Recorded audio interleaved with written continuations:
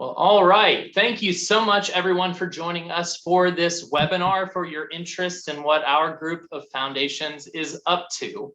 My name is John Lanier. I'm the Executive Director of the Ray C. Anderson Foundation. We're one of the 5 foundations that has come together for the Drawdown Georgia Climate Solutions and Equity Grant.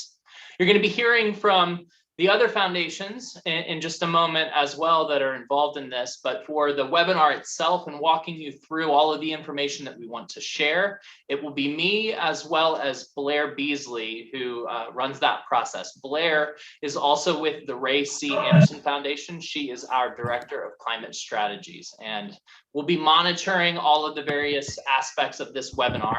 There is a Q&A box. We encourage anybody that has questions as we go through this presentation to put them there. Others on our foundation team are going to be monitoring that and surfacing pressing questions for us to answer, but we'll be doing that at the end of the webinar, not in the flow of it, but you can put in the questions at any point as we go through. Please use Q&A, not the chat feature. Sometimes we know things can end up in both spots, so we'll be in particular looking to the Q&A. Also, this webinar is being recorded and is going to be posted on the website that we're going to show you a glimpse of here in a moment. So this is something that people can revisit over time. So don't feel like you have to take detailed notes as we go through. You can always come back and see what it is that we have to say. Go ahead, Blair. So this is an exciting day to be able to share this opportunity with you. It's something that each of our foundations is excited about because of that opportunity to lift up climate solutions that simultaneously advance equity. And so again, you're going to meet the other foundations here in just a moment, but I'll start by saying on behalf of the Ray C. Anderson Foundation, our family foundation is excited about this opportunity because it's an advancement of our work beyond what has been our traditional focus on environmental sustainability. For a number of years, that has been our hallmark, to look at what environmental issues we can help solve, and climate change is the one that stands out the most. For a long time, we've understood that climate change has many implications for equity, and now we're trying to help do something about it. And I've been grateful to be working through the process of designing this grant with our peer foundations, because many of them have been in the equity space longer than we have. So it's been a process to get to today, and there's certainly more to come, but it's one that I feel humbled to have been a part of. Another of the foundations that's represented here is the Dobbs Foundation, and I'll be speaking for David Whitenauer himself, the executive director. He's a bit under the weather today, but is watching along for this presentation. And the Dobbs Foundation was kind to join this effort, and they felt like it was a chance to do more in the climate space. They've long been funders across multiple issues, including the environment, but this is one of the first forays into the climate space, and their funding is represented both by the foundation as well as their next gen funds, an aspect of our foundation's own interest with our next gen committee providing funding for this. So there's some aspect of the younger generations within philanthropy seeing the opportunity that this grant provides. Now I'd like to call on Susanna to introduce herself and the Glenn Family Foundation. Hi, and welcome everyone. I'm Susanna Stribling, the Executive Director of the Wilbur and Hilda Glenn Family Foundation. And we are the newbiest foundation in this group. Once I heard about the grant and the collaboration, I sort of strong-armed John and the rest of the foundations in letting us join. We have not made many grants in the climate space, but it's something that our next generation of leadership in Louisa Datniak and Rand Hagen are our trustees that have stepped up into the chair and vice chair positions. And so it's an opportunity for us to learn and to kind of hold hands with some people who know a lot more than we do about climate. And we are always looking for innovative opportunities to get more grants out in ways that are most impactful. So glad to be here. Thank you, Susanna. And we've loved having you join on to this coalition. All right, Dennis, if you will speak to the Candida Fund and introduce yourself. Hi, welcome to everyone. I'm Dennis Creech. I manage a portfolio at the Candida Fund that focuses on advancing sustainability in the Southeast. And after a great 20 plus year run, the Candida Fund is sunsetting in early 2023, which makes this partnership extra special for us because this is going to truly provide resources to those of you on the call and others in how you can address climate and equity issues across our state. So it is a proud day for us. Thank you. Thank you, Dennis, and our gratitude for the years of leadership from the Candida Fund and the thoughtfulness that went into that spend down. It's an honor for us to have you be a part of this in the closing days and closing year of your foundation. And now, Christine, if you will please speak to the Sapelo Foundation's involvement and your role. Hi, thank you, everyone. My name is Christine Reeves-Strigero. I'm the Executive Director of the Sapelo Foundation, and we are a statewide family foundation on a mission for a just Georgia through partnerships and solutions that increase environmental protection, social prosperity, and civic power. We have two primary portfolios, one of which is environmental protection and environmental justice together, which quite frankly, we see as one of the social justice issues of our day. And we have been longtime supporters of a priority area around water. And in 2019, our board named climate and energy as a priority area as well. And of course, all of this interconnects, but the chance to always encourage our grantee partners who we admire endlessly to collaborate is something important to us. So the chance for us to then always try to collaborate for every priority area we have is, I think, taking our own good medicine.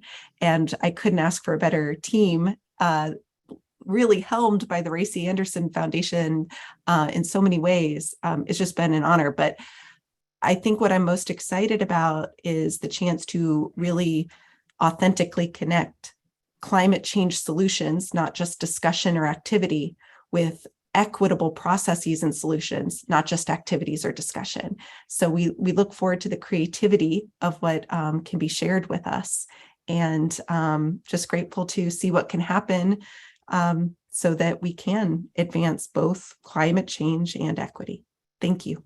Thank you, Christine. And it's great to have the Sapelo Foundation involved, in particular because you represent a different part of the state than the rest of our foundations. Having your perspective from Savannah is such a valuable one. Okay, I'm going to quickly introduce you to the structure for today's webinar. We are going to go through pieces of the grant itself. I'll be walking you through that. I'll also briefly speak to the bigger picture of what Drawdown Georgia is and how this grant opportunity fits within that ecosystem. At that point, I'll turn things over to Blair on my team to get down a little bit more into the nitty-gritty of how to apply and walk you through the resources that are available. And then we'll have the Q&A at the end. So again, put questions in at any point, but we'll be saving them for the end of the webinar.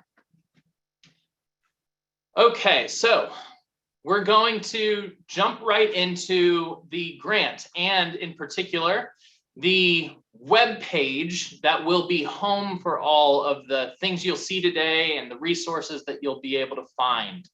So I want to make sure that you all remember drawdownga.org/grants.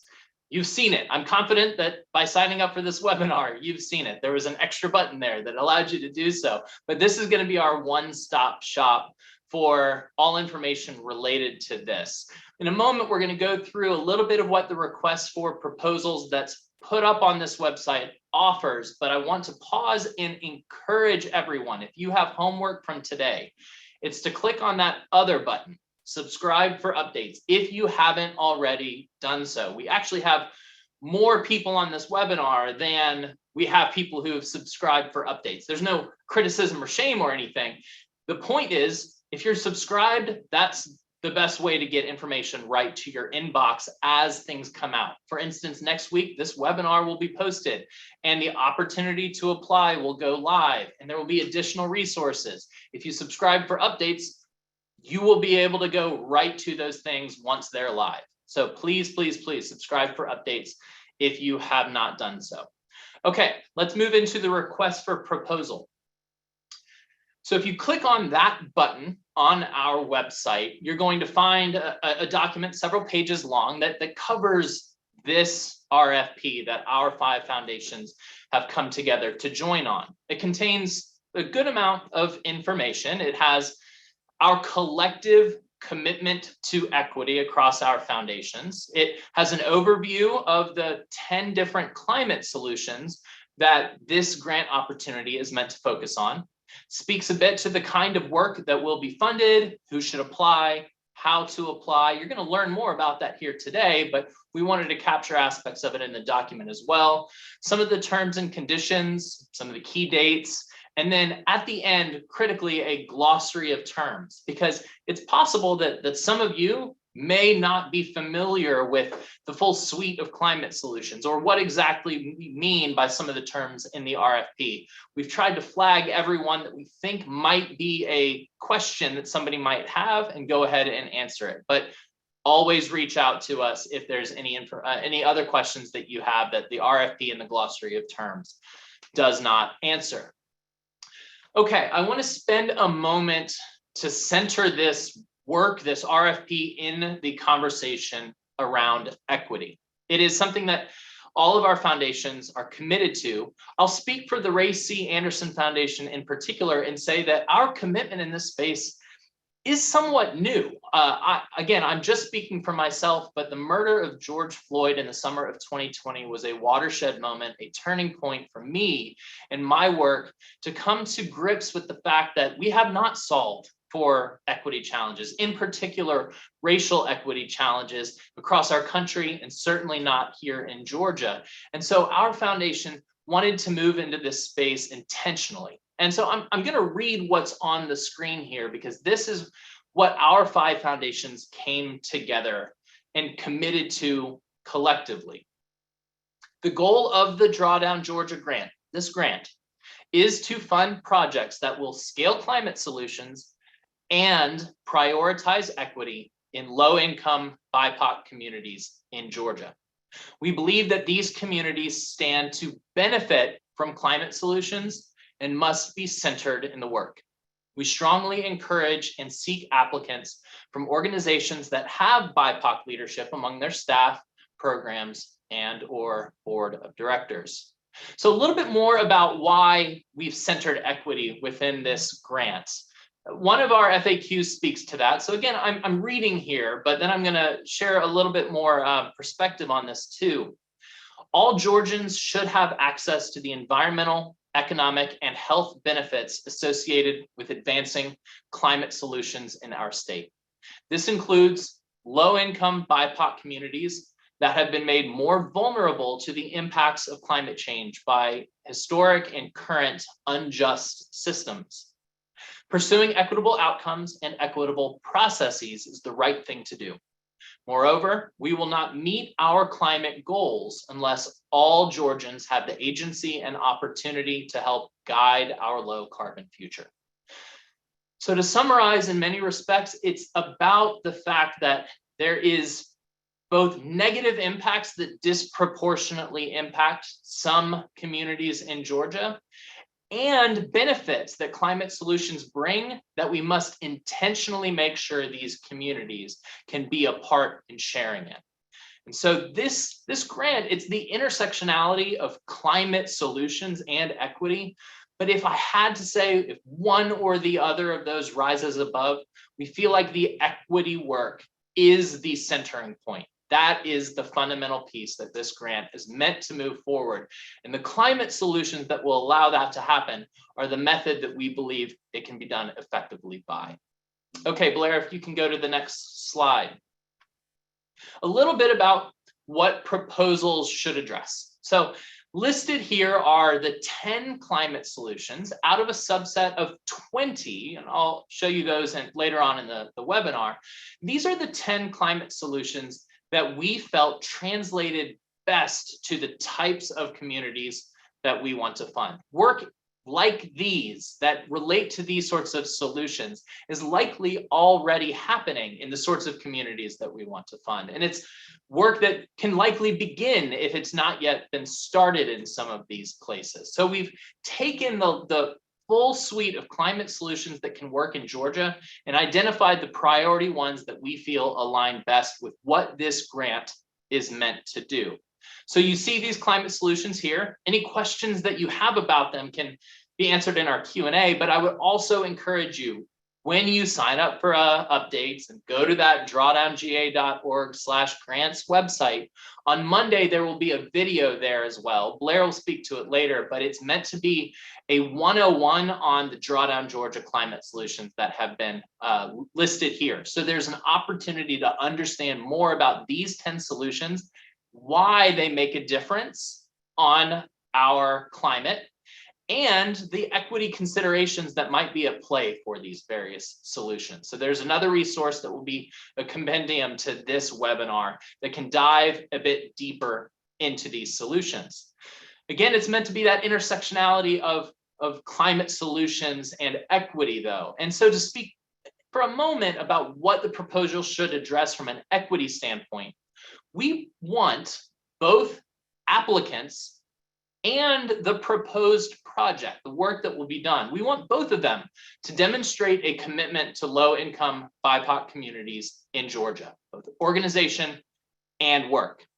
We also want to understand, when people fill out the LOI, how low-income BIPOC communities in Georgia will explicitly benefit if the project is successful. So that's more to that work piece, but help us to understand what the benefit is to these communities. That degree of specificity will be helpful in evaluating the various LOIs that we receive as the first step in this grant process. One last thing, there's 10 solutions here. There are no bonus points if your work touches multiple of them. Neither are you penalized if you only stick with one. The point is to make sure that the work does connect in a meaningful way to one of these climate solutions, because our foundations believe that one of the ways to advance equity is through climate solutions, and that's what this is meant to show. So it just needs to have a meaningful, legitimate connection to at least one of these solutions. Okay, Blair, next slide. A little bit more about who should apply. So there will be a primary applicant who fills out this LOI that we'll speak to more in a moment. And we require that primary applicant to be a US-based 501c3 organization or be an entity that has a fiscal sponsor with that status. This is what allows our foundations to most easily make these grants. Now, to be clear, that doesn't mean that every entity involved, if there are multiple, needs to be that. Only the primary applicant must be the 501c3 organization or their fiscal sponsor based in the US. As you see below, there's also the potential for co-applicants. I don't want to skip ahead though. So the second requirement, we want to make sure that the applicants are grounded in the Georgia communities where the proposed work will occur. What do we mean by that? Well, we want it to be a somewhat broad term, grounded in these communities, because we don't want to disincentivize anybody who thinks they might have a good proposal from applying. If you think that this might fit your organization and what you want to do, please apply.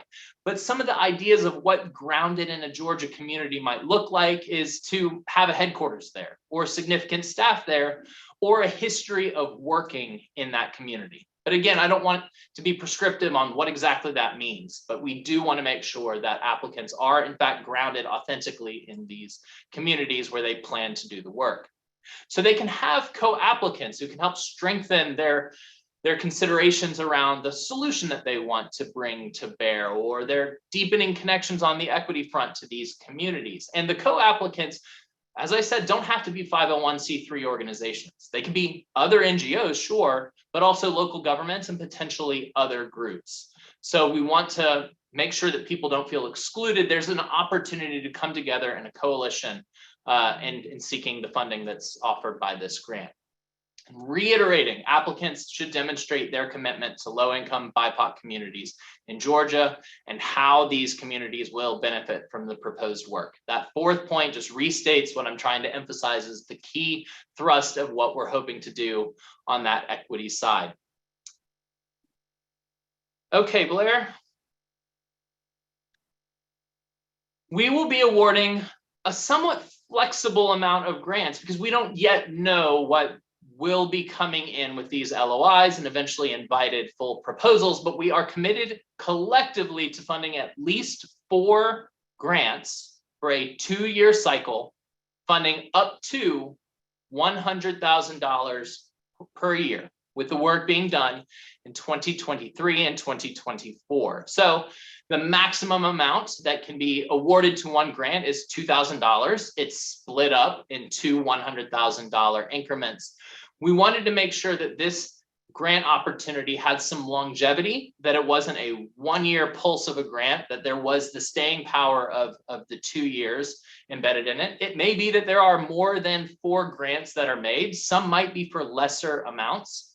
And to be clear, we will be evaluating the proposals not based on the amount of money asked for, but on the nature of the work. So you can ask for the $100,000 if that's the right amount for this work to be best done.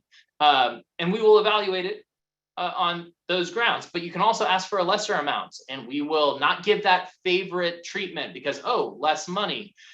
We can maybe stretch things further. No, we'll be evaluating each request for funds based on the nature of the work and the commitment to equity and the connection to the climate solution. We want you to right size the amount of money that you're asking for in this work. Also, this grant can be supported, the work that's being proposed can be supported by other sources of funding.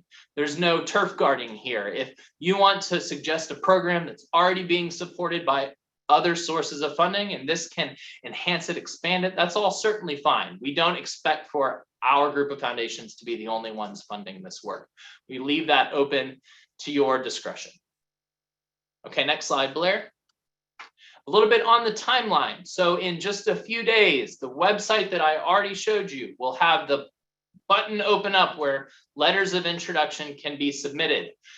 They are due on August 31st. No favoritism will be given to those who get theirs in early. It's okay if you go right up to the deadline, but please get it in by the deadline. We do not intend to accept LOIs that come in after the fact. So I encourage you to get them in before the deadline, perhaps with a few days to spare. If you run into any sort of trouble, we want you to reach out to us and let us know. But things will be open and you have 1 month to fill out the LOIs. A few weeks later, on September 21st, we will announce the group of finalists. We don't know the number yet. It's not that we've already pre-decided how many will move forward into the finalist piece. We have to evaluate all the LOIs first. But the idea is we want the LOI, the letter of introduction, to be a lighter lift for organizations to pitch their ideas and their programs so that we can then determine who to invite for a full proposal. We know that grant writing full proposals is a ton of work. We also know that we can't fund every organization that would be interested in this opportunity. So we're trying to find that middle ground of making sure that for those organizations who ultimately aren't going to be funded and aren't the right fit for this, that they haven't done a boatload of work just to be told, I'm sorry, we're not going to be advancing you to the finalist round.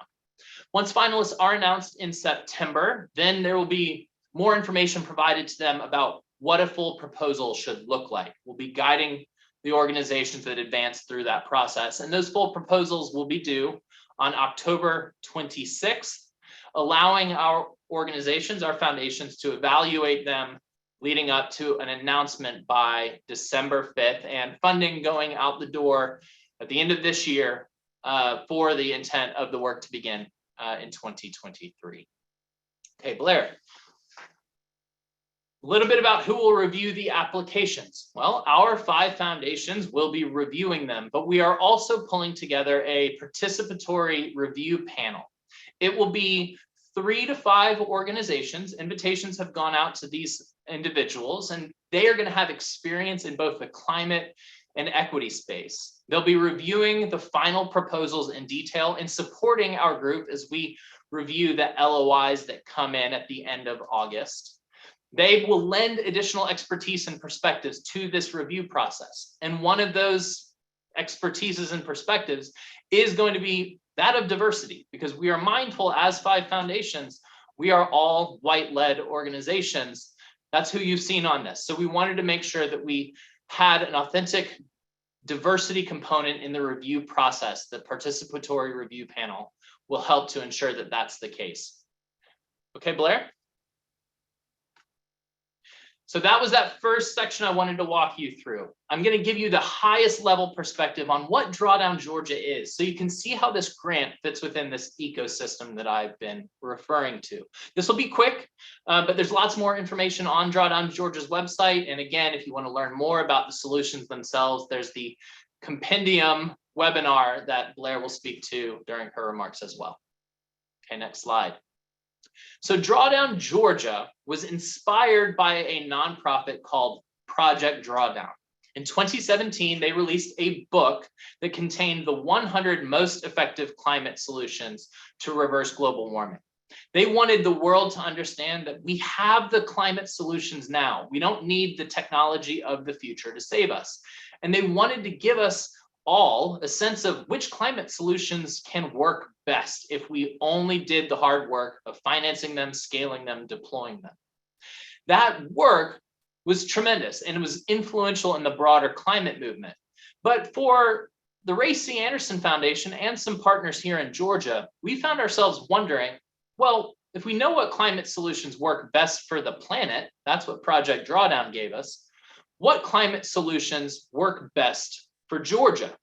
And so our foundation funded multiple universities in our state, representing Georgia Tech, the University of Georgia, Emory University, and Georgia State.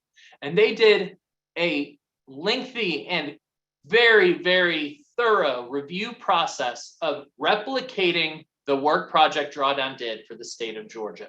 And at the end of that process, they identified 20 high impact climate solutions that were primed to work in the state of Georgia. Blair, if you'll click to the next slide, you'll see these 20 solutions. They span 5 different sectors. It shows the diversity of climate solutions that are effective in our state. Things in the electricity space, some that make buildings more efficient, some that are all about how we grow our food, others that are about capturing greenhouse gases with our land, and others related to the negative impact that the transportation sector has on climate. As I said, there are 10 solutions that are relevant to this grant. We have selected the ones that are primed to be effective applications, given the equity overlay of what we're looking for in this grant opportunity. So they've been called out here. And again, you can go to the RFP if you need a reminder on which solutions that we're looking for. The last and really one of the most critically important pieces of the research is what we collectively, the research team and our foundation and other partners in the Drawdown Georgia space, what we call beyond carbon. Those 20 climate solutions, turns out they matter for a lot of reasons to the people of Georgia, reasons that go beyond greenhouse gases in the atmosphere. These solutions have implications when we talk about equity. They can also help to enrich the natural environment that we have.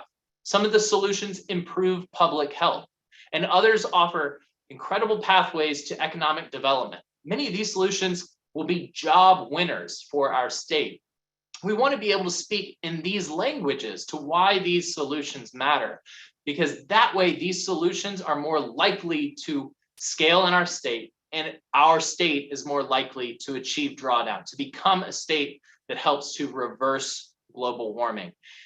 This beyond carbon piece is centered in the overall research, and this grant zooms in on the equity piece in particular of beyond carbon. Okay, that's what I had to share with you. I'm going to turn things over now to Blair to walk through a little bit more about the nitty gritty within the grants. And again, we'll do Q&A at the end. Take it away, Blair. Thank you, John. I appreciate it. As John said, my name is Blair Beasley. I'm with the Ray C. Anderson Foundation, and I'm going to walk through the last 2 sections of the slide deck before we turn to Q&A. So if things are bubbling in your mind, please add them to the Q&A box and we will get to them shortly. So first, I want to talk about how to apply. As John has alluded to, there is a two-step application process. The first step of the application process is something we're calling the letter of introduction. The opportunity to apply for that opens on August 1st and closes on Wednesday, August 31st. We will then look at that pool of applicants who submitted an LOI and invite finalists to apply on September 21st. And we'll be sharing more information about what those full proposals will look like at that time. So this section of the webinar is going to focus on step one, the letter of introduction. So how will you access this? Well, you'll go to the grants webpage, which is drawdownga.org/grants. If you go to the webpage prior to August 1st, you'll see that the button to apply is grayed out. It's not open yet. On August 1st, that button will turn green like the buttons below it and will allow you to begin the application process. So when you click on that apply button, it will take you to a landing page that looks like this, that opens up the letter of introduction. And I want to point out a few features that are on this landing page that I hope you will utilize. So first, you can click here to download a PDF of the letter of introduction so that you can see all of the questions that will be asked in the application. And we strongly encourage you to do this because it will make applying much easier if you know what is coming. As you are looking at that PDF or the Google form, which I'll show you in a minute, if you come across a term that you're not 100% sure what we're talking about, you can pull up our glossary of terms, which is linked here. This is the same glossary of terms that you can find at the end of the RFP that John mentioned. And finally, if you're having trouble submitting your letter of introduction, this is the email address that will contact us, grants@drawdownga.org, and we will do our very best to get back to you as soon as possible and answer your questions. So once you've reviewed this page, you've downloaded the PDF and reviewed the application, understand all the terms, you can then click here, which is the button that says begin application. Doing so will open up a Google form, and this entire part of the application, the letter of introduction, is all captured in this Google form. I'm going to walk through that form now. Before I dive into the questions that were asked, I want to note that this first set of questions is all geared to the primary applicant.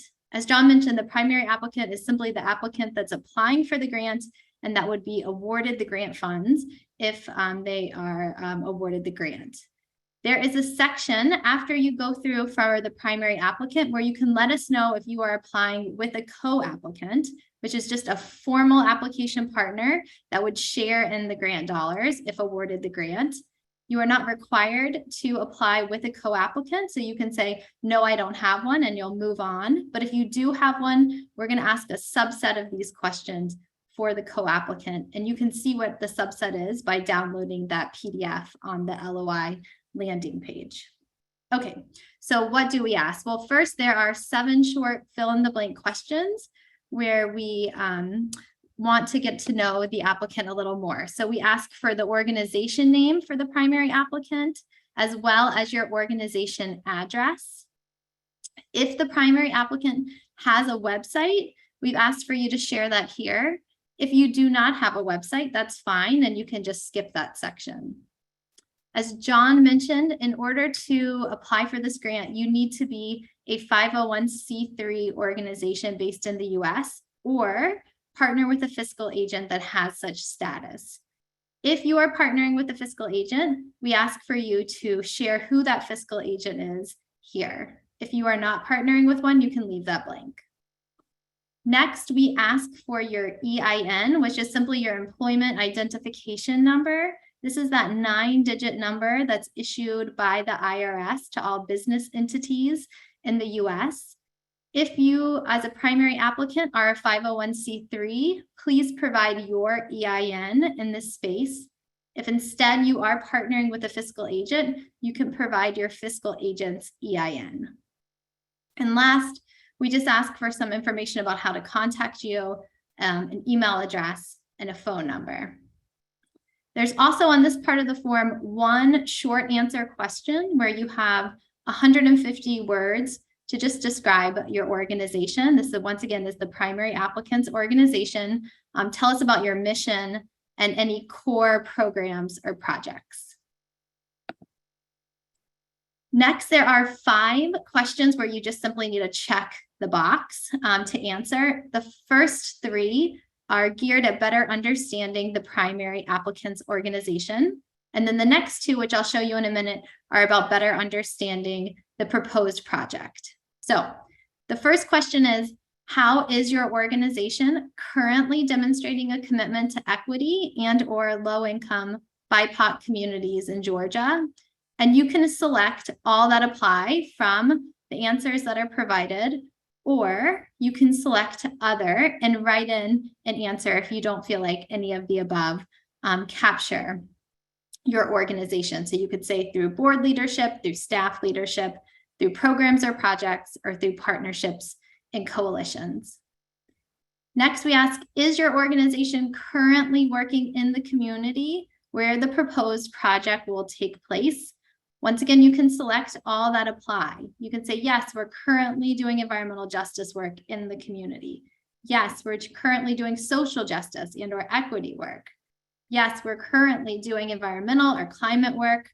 No, we are not currently doing work in the community. And once again, there's an option for other. And then we're interested to know where in Georgia your organization currently works. There's a checkbox where you can check any that apply, as well as an other option. And once again, note the word currently, so we're interested in your active activities. And then next are the 2 that I mentioned, the last 2 checkbox questions, which are about the proposed project, the project you're hoping will get funded through this grant. So the first question is, which Drawdown Georgia climate solution will this project apply, grow, or scale? If you need to double check, all of these 10 are listed and defined in the glossary of terms. You can check all that apply. And as John mentioned, there's not bonus points for checking many of the solutions, but it is a requirement that you are focused on at least one. And then finally, where in Georgia will this project take place? So that's slightly different than asking where your organization is currently working. And there's options as well as an option for other.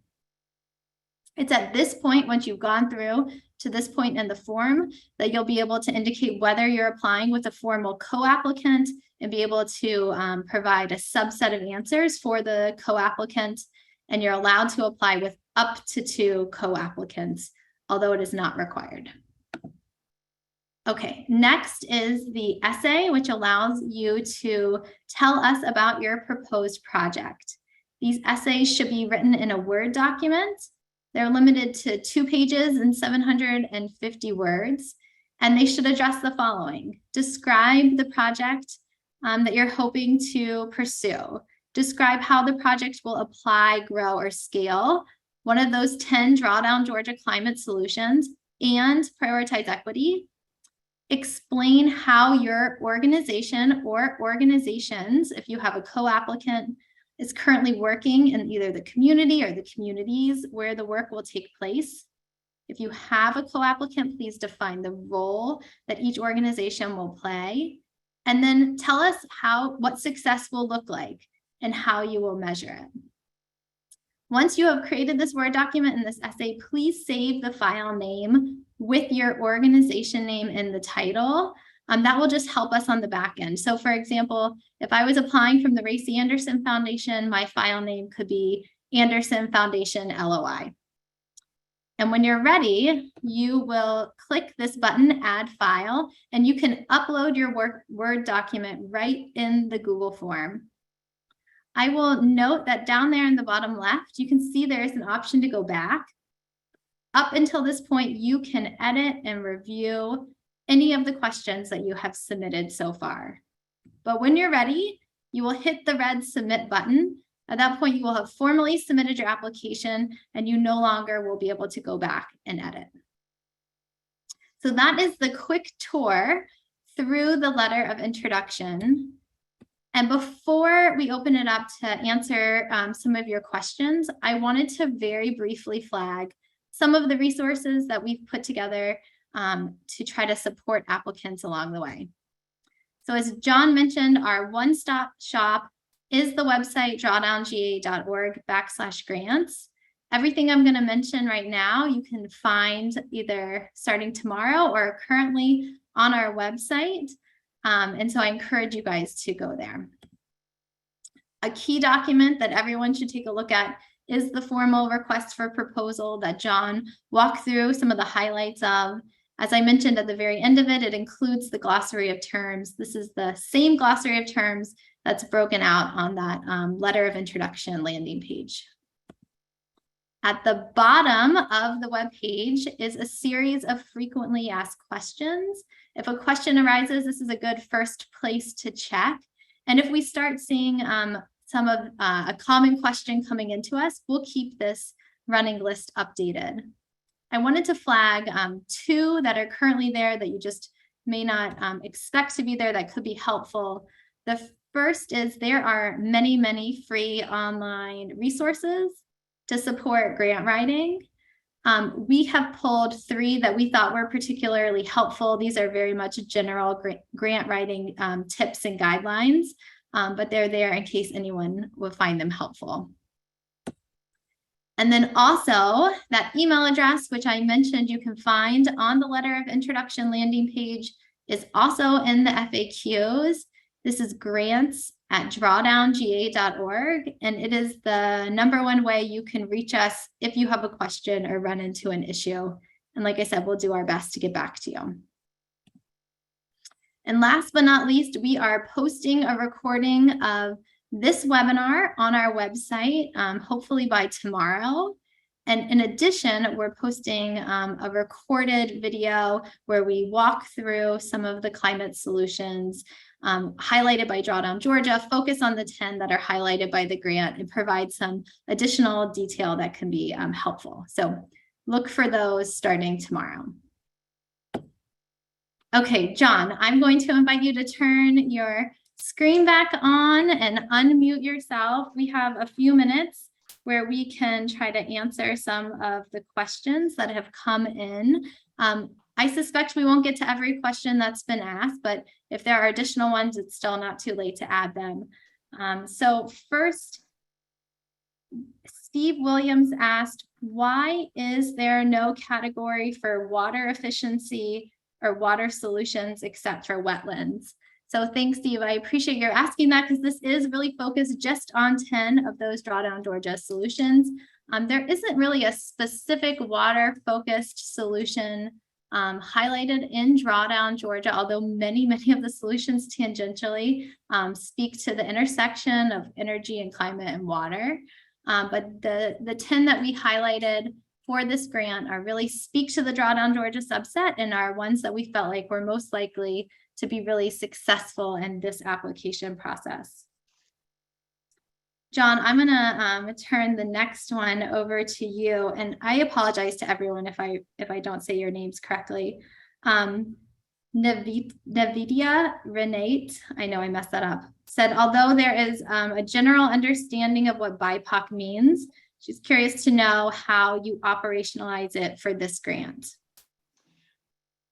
Yes, and we spent time discussing this as a group of foundations about what sort of term to use here. And BIPOC, we define it in the glossary of terms, and it stands for Black, Indigenous, and People of Color.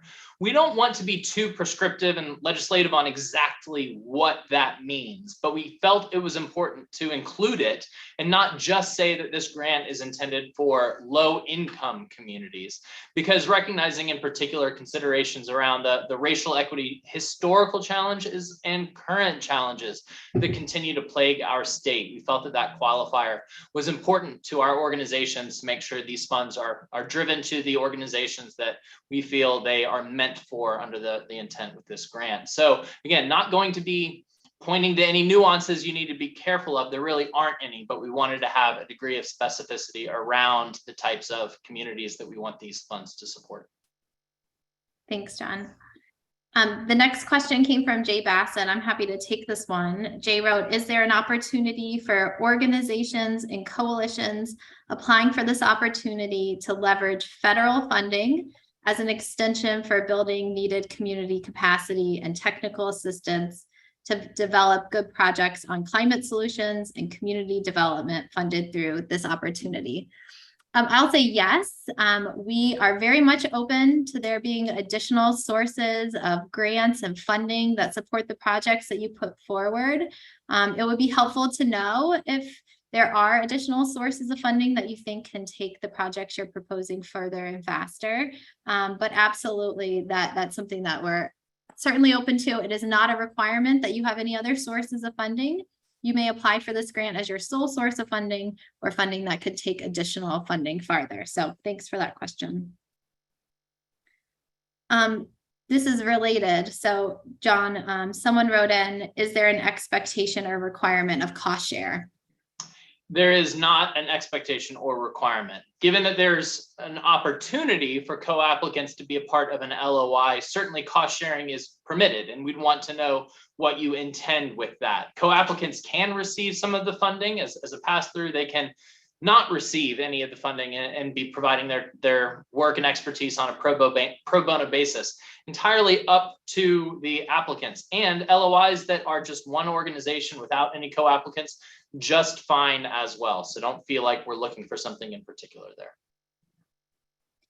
Thanks. And this is a good follow-on that kind of digs into what types of organizations would be good candidates for either the primary applicant or a co-applicant. So Doug Patton asks, state universities are not 501c3. Would a Georgia State University be considered as eligible, or would they have to be a co-applicant?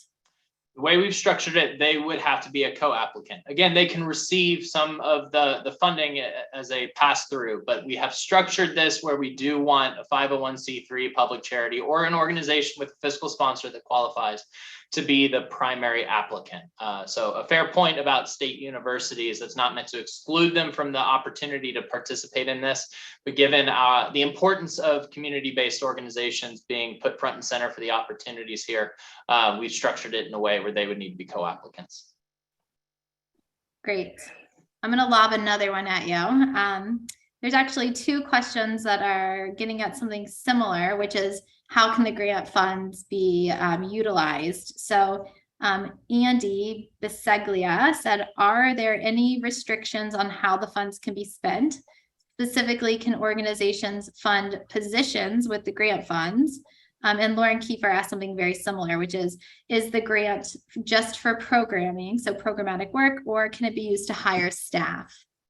It can be used to hire staff with no preference given to proposals that specifically speak to that or for proposals that don't include that. We leave it up to you all, but that is certainly in bounds to suggest that the funding allows for staffing. Great.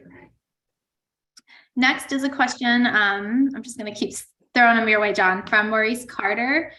Do you have any criteria in mind for the ratio of finalists you will invite forward versus the number of grantees? So how many finalists will actually receive a grant? Yeah, we don't know yet. This is our first time with this grant. It's brand new. And so we don't know what numbers we'll actually get in the LOI process and where a dividing line will be put at how many to advance forward and then how many eventually receive fundings. We're giving ourselves a degree of flexibility there just because of what we don't know at this point.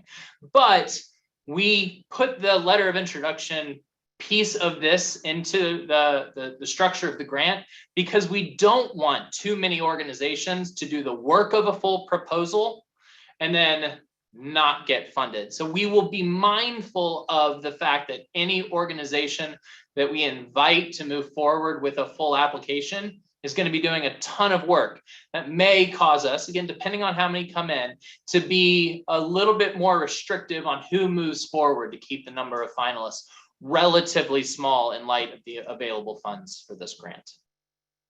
Great. This is an important question, I think, that came in from someone who didn't provide their name. Getting at the difference between a formal application partner, someone who's a formal co-applicant, and just a general community partner where there is unlikely to be grant funds that flow to them. So they ask, is there a distinction between a co-applicant and a partner? I got at that a little. And can there be more partners than co-applicants? I wouldn't want to be too restrictive on the front end. So I would ask you all to use your judgment. I think you can see, as we've defined primary applicant and co-applicant, a little bit about what we're getting to and all of that. If there are other entities that are connected to the work that you're talking about that wouldn't be at a level of needing to be listed as a co-applicant, certainly tell us about them. We won't penalize you just for including the nature of that partnership in the LOI that's submitted. So we have a series of questions that I feel like are somewhat idiosyncratic, people interested in whether their particular work is a good fit for this grant. And I want to be a little tap dancey because I think we want to see what comes in. And if you think, having read these, the RFP and listened to this webinar, if you think your work is a good fit, but I'm going to ask one of them because I think it's somewhat broad, which is, would a statewide organization that plans to offer support to beneficiaries at locations throughout the state be considered responsive to this RFP?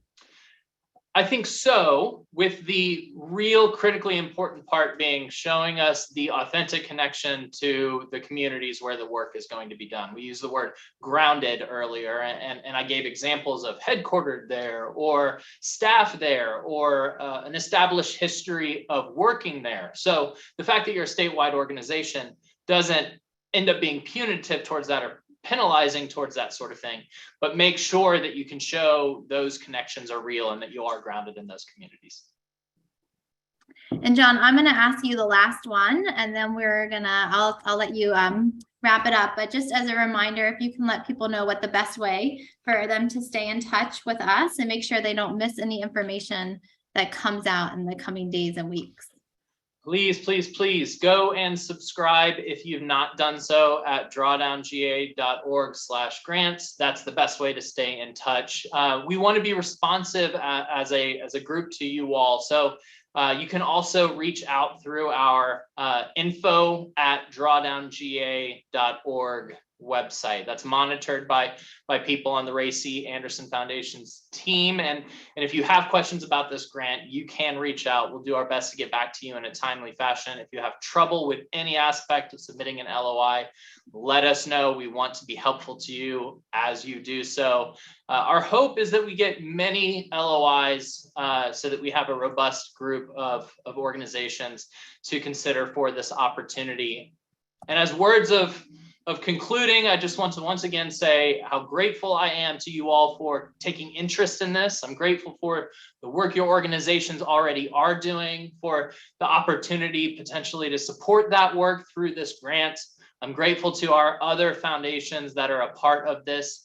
This is somewhat unique to have 5 family foundations come together and stand together and saying that equity matters for our state, and climate solutions is one of the ways that we can help to advance it. So this is an exciting process to be a part of, and we'll be looking forward to the proposals that you can submit through this LOI. Thanks, everyone.